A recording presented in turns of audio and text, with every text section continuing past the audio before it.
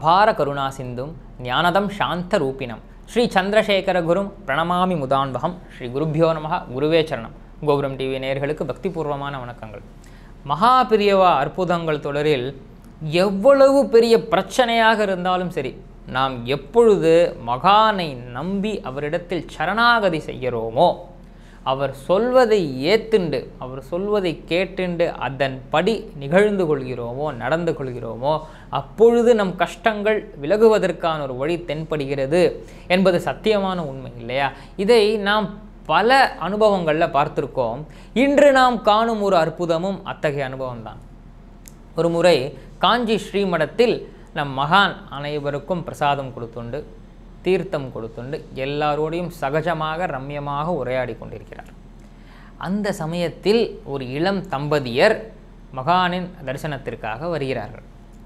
அந்த தம்பதியரை பார்க்கும்போதே தெரியறது, ஏதோ ஒரு படபடப்பு அவள்கிட்ட இருக்குது, ஏதோ ஒரு பதில் சொல்ல முடியாத ஒரு கஷ்டம், வெளியே அவ்வளோ சுலபமாக சொல்ல முடியாத ஒரு நிலை அவர்களுக்குள் இருக்கிறது என்பது தெரிகிறது. அவளும் வரிசையில் நிற்கிறா. தங்களுடைய முறை வந்ததுமே அவர்கள் கையில் இருக்கிற குழந்தையை எடுத்து ஒரு துணியை விரித்து மகானின் முன் கிடத்துகிறார்கள். அப்பொழுதுதான் அந்த குழந்தையை எல்லாரும் பார்க்குறா, மகானும் பார்க்குறார். அப்போதான் தெரியறது அந்த குழந்தை இடத்தில் எந்த அசைவும் இல்லை அப்படிங்கிற விஷயம். அந்த குழந்தை கண்ணை திறந்து பார்க்கிறது, ஆனால் வேறு எந்த அசைவும் இல்லை, எந்த ஒரு ரியாக்ஷனுமே இல்லைன்னு சொல்லுவோம் இல்லையா? அப்படியே சும்மா இருக்குது அந்த குழந்தை. ஆனால் குழந்தைகிட்ட போனால் தெரியறது அந்த குழந்தைக்கு இன்னும் ஜீவன் இருக்குது, ஆனால் எந்த விதமான ஒரு ரியாக்ஷனும் இல்லாமல் அப்படியே இருக்குது. அப்பொழுது தான் இந்த பெற்றோர் சொல்கிறார்கள் கவலையோடு, பெரியவா, இந்த குழந்தை பிறந்து கொஞ்சம் மாதம்தான் ஆச்சு, ஆனால் குழந்தைகிட்ட எந்த அசைவும் இல்லை, எந்த ஒரு மாறுதலும் இல்லை. இதில் இன்னொரு வருத்தப்படுற விஷயம் என்னதுன்னா, அந்த குழந்தைக்கு கண் பார்வை இல்லை பெரியவா, கண்ணு தெரியாதுன்னு டாக்டர் சொல்லிட்டா. நான் எப்படி தான் அந்த குழந்தைய வளர்க்க போகிறேன், உங்களுக்கு ஒரு வழி சொல்லுங்க பெரியவா என்று சொல்லி தேம்பி தேம்பி அழுகிறார்கள். பெரியவா அப்படியே அந்த குழந்தையே உற்று பார்க்குறார். பார்த்துட்டு, இன்னும் குறைஞ்சாப்பில் தெரியலையே அப்படின்னு சொல்கிறார். இவர் என்ன சொல்கிறார்? எது குறைந்தது போல் தெரியவில்லை. இது அங்கே இருப்பவர்கள் யாருக்கும் புரியலை, பெற்றோருக்கும் ஒன்றும் விளங்கவில்லை. பெரியவா, என்ன செய்யறதுன்னு தெரியலையே பெரியவான்னு மீண்டும் சொல்கிறார்கள். இன்னும் குறைஞ்சா போல தெரியலையே என்று சொன்ன மகான் என்ன செய்கிறார்? தன் சிஷ்யர்கிட்ட சொல்லி ஒரு கிண்ணத்தில் பாலும் நந்தியாவட்டை பூவையும் கொண்டு வர சொல்கிறார். இந்த நந்தியாவட்டை மலர் பூஜைகளிலெல்லாம் உபயோகப்படுத்தக்கூடிய ஒரு உன்னதமான மலர் இல்லையா? அந்த புஷ்பத்தை எடுத்துட்டு அந்த பாலில் சற்று தோய்த்து விட்டு அந்த குழந்தையின் மேல் புரோக்ஷனம் பண்ணுறாராம் சுவாமி. குழந்தையின் சிரசில், வயிற்றில், கால்கள் எல்லாம் அப்படி புரோக்ஷனம் பண்ணிவிட்டு அப்படி பார்க்குறார். கிட்ட வந்து உற்று பார்த்து விட்டு சொல்கிறார், இப்போது நீங்கள் என்ன பண்ணுறீள், இந்த குழந்தைய எடுத்துக்கோங்க, எடுத்துட்டு நேராக மாயவரம் போங்க, அதாவது மயிலாடுதுறை. நீங்கள் மாயவரம் போயிட்டு அங்கே மாயூரநாத சுவாமி கோயில் தெரியுமோனோ, அந்த கோயிலுக்கு குழந்தைய எடுத்துகிட்டு போங்க. அங்கே தட்சிணாமூர்த்தி சந்நிதி இருக்கும், ரொம்ப பிரசித்தி பெற்ற சந்நிதி அது. அந்த சந்நிதி கிட்ட போய் உங்களோட குழந்தைய கிடத்துங்கோ, எல்லாத்தையும் அவர் பார்த்துப்பார், இப்போவே கிளம்புங்கோ அப்படின்னு சொல்லிட்டார் மகான். இவர்கள் தட்சிணாமூர்த்தி சந்நிதி, மாயூரநாத சுவாமி கோயில், இதெல்லாம் சரி, அங்கு சென்றால் என்ன நடக்கும், அதெல்லாம் இப்பொழுது யோசிக்க முடியுமா? என்ன செய்தால் இந்த குழந்தை சரியாகும், இந்த பிரச்சனை குணமாகும் என்ற அந்த ஒரு படபடப்போடும் அந்த வருத்தத்தோடும் இருக்கும் இந்த பெற்றோர் எதை பற்றியும் சிந்திக்காமல் மகான் சொல்லிட்டார். மகான் சொன்னால் அது அப்படியே செய்யணும்னு அந்த சின்னஞ்சிறு குழந்தையை அப்படி தூக்கிண்டு அப்பொழுதே ஒரு வண்டியை பிடிச்சுண்டு நேர மயிலாடுதுறை வந்து சேர்ந்து விடுகிறார்கள். அங்கு நம் மாயூரநாத சுவாமி ஆலயத்திற்கு செல்கிறார்கள். அந்த இடத்தில் அநேகமான கூட்டம்.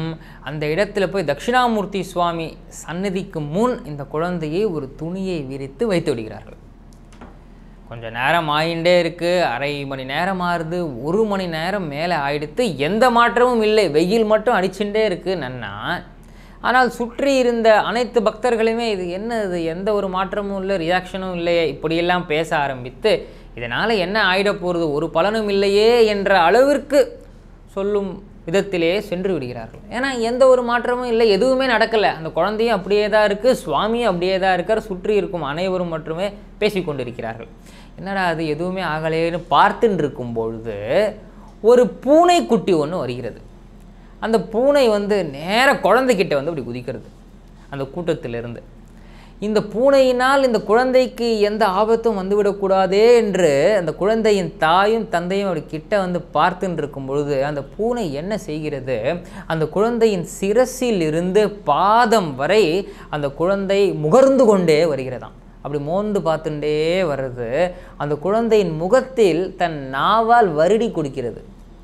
சரி, இது எதுவும் கடிச்சிடவோ பிராண்டவோ செய்திடப்படாதே, குழந்தைக்கு காயம் ஏற்பட்டுடப்படாதே நம்ம பார்த்துட்டே இருக்கும் பொழுது அப்படி முழுவதுமாக முகர்ந்து பார்த்த அந்த பூனை அந்த இடத்திலிருந்து தவ்வி குதித்து காணாமல் போய்விடுகிறது. அந்த பூனை எங்கேருந்து வந்தது, எப்படி வந்தது, எங்கே போச்சு, யாருடைய பூனை எதுவுமே தெரியாது, காணாமல் போயிடுது. இன்னமும் குழந்தை அப்படியே தான் இருக்குது, உடனடியாக மாறலை. அப்படியே இன்னும் ஒரு 1 hour ஆறுது. இந்த பெற்றோரின் நம்பிக்கையை குலைக்கவும் அனைவரும் வந்து முயன்று கொண்டிருக்கிறார்கள். இதனால எந்த பிரயோஜனமும் இல்லைம்மா, எடுத்துகிட்டு போங்கம்மா என்று சொல்லும் அளவிற்கு அவர்கள் வந்து விடுகிறார்கள். கொஞ்ச நேரத்தில் என்ன ஆறுது, இத்தனை மாதங்களாக அசைவில்லாமல் எதுவுமே இல்லாமல் இருந்த அந்த குழந்தை திடீர்னு அப்படி புரண்டு படுத்ததே பார்க்கணும். அப்படி புரண்டு தட்சிணாமூர்த்தி சுவாமி அப்படி பார்க்கறது, அப்படி பெற்றோருக்கு ஆனந்த கண்ணீர். ஹரஹர சங்கரா ஜெய ஜெயசங்கரான்னு எல்லாரும் கையெடுத்து கும்பிட அந்த குழந்தையை அப்படி எடுத்து அரவணைக்கும் போது ஒரு சத்தம், கிளுக்குன்னு ஒரு சத்தம் கொடுத்து அந்த குழந்தை சினுங்க தொடங்குகிறது. எந்த அசைவும் இல்லாத அந்த குழந்தை, எந்த மாற்றமும் தன்னுடைய பொசிஷனில் இல்லாமல் இருந்த அந்த குழந்தை அப்படி மகாபிரியவா சொன்னதை செய்த சில நேரத்திலேயே அப்படி புரண்டு படுத்து சுவாமியை பார்த்து கிளுக்குன்னு ஒரு சத்தத்தை கொடுத்தது என்றால் அது மகானின் அருள் இல்லாமல் வேறென்ன? இன்னும் குறைஞ்ச மாதிரி தெரியலையேன்னு மகான் எதை சொன்னார்? இந்த குழந்தையின் நோயை சொன்னாரா, இந்த குழந்தையின் கர்மாவை சொன்னாரா, இல்லை இந்த பெற்றோரின் கர்மாவை சொன்னாரா? எதை சொன்னார் என்று யாருக்கும் விளங்கவில்லை. அது அந்த மகானுக்கு மட்டுமே விளங்கும். ஆனால் இதை செய்தால், இந்த தலத்திற்கு வந்தால் சுவாமியின் அனுகிரகத்தோடு அந்த குழந்தை சரியாகும் என்பதை மகான் மிகச்சரியாக சொன்னார் இல்லையா? இந்த குழந்தையை தூக்கிண்டு மறுபடியும் மகானிடத்தில் சென்று ஆசீர்வாதம் வாங்கும்பொழுது க்ஷேமமாக இருப்பேள், ஒரு குறையும் இல்லைன்னு கூறி பிரசாதம் கொடுக்கிறார்.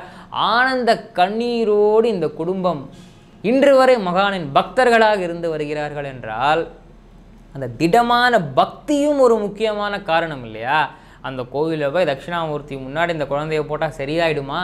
இதை பற்றியெல்லாம் யோசிக்கவில்லை. மகான் சொன்னார், குருநாதர் சொன்னார், அதை செய்தோம் என்ற அந்த திடமான நம்பிக்கையும் மகானின் அருளும் நம்மோடு இருக்கும் வரை நமக்கு எவ்வளவு சோதனைகள் வந்தாலும் அந்த சோதனைகள் அனைத்தும் சாதனைகளாகவே மாறும் மகானின் கருணையோடு என்பதில் சற்றும் சந்தேகமே இல்லை. சக்ருத் ஸ்மரண மாத்திரேன பவரோக விநாசகே சந்திரசேகர பாதாப்ஷே வாசேதாம் ஹிருதிமே சதா.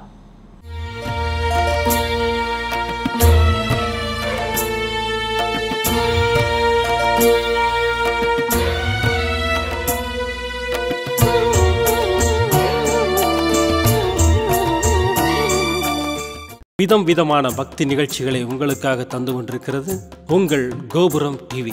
உங்களுக்கு பிடித்த நிகழ்ச்சிகளை லைக் செய்யுங்கள், உங்களுக்கு பிடித்த மாணவர்களுக்கு ஷேர் செய்யுங்கள். மேலும் சப்ஸ்கிரைப் செய்வதோடு மட்டுமல்லாது அருகில் இருக்கும் பெல் பட்டனை கிளிக் செய்து கோபுரம் டிவி நிகழ்ச்சிகளை உடனுக்குடன் தெரிந்து கொள்ளுங்கள். மற்றும் ஒரு மகிழ்ச்சியான செய்தி, கோபுரம் டிவி ஆப்பை கூகுள் பிளே ஸ்டோரில் ஃப்ரீ டவுன்லோட் செய்து கோபுரம் டிவி நிகழ்ச்சிகளை தொடர்ந்து கண்டுகளியுங்கள். பாருங்கள், ரசியுங்கள், பரவசமடையுங்கள். gopuramtv.com பக்தி பக்திமயம்.